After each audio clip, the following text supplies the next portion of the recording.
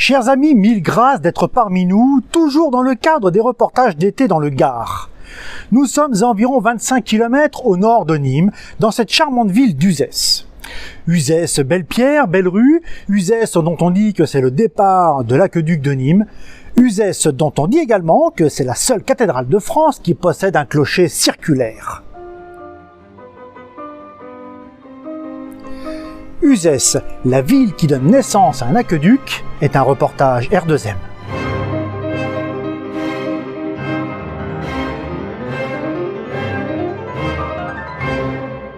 Audiovisuellement vôtre.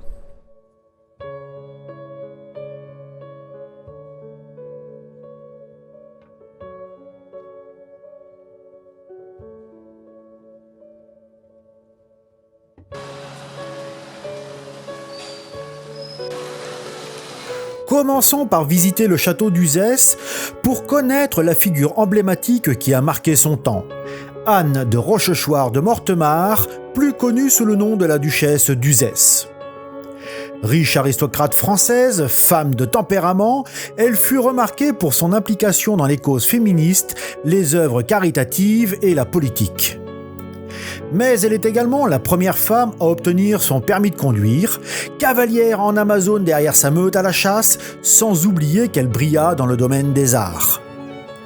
Elle fut sans nul doute une des grandes femmes françaises de la fin du 19e et du début du 20e siècle.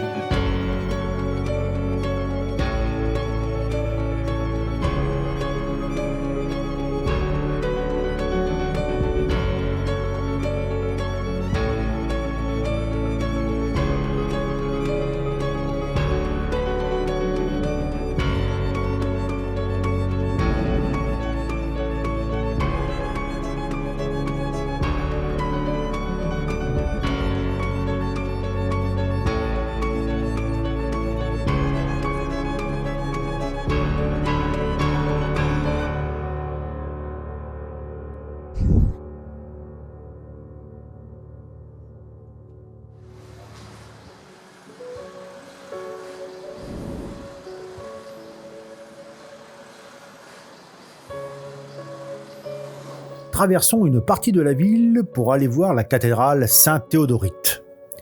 Édifiée au IXe siècle, la cathédrale fut détruite pendant les guerres de religion. De cette époque subsiste la tour dite Fontenelle, unique campanile circulaire de style roman en France.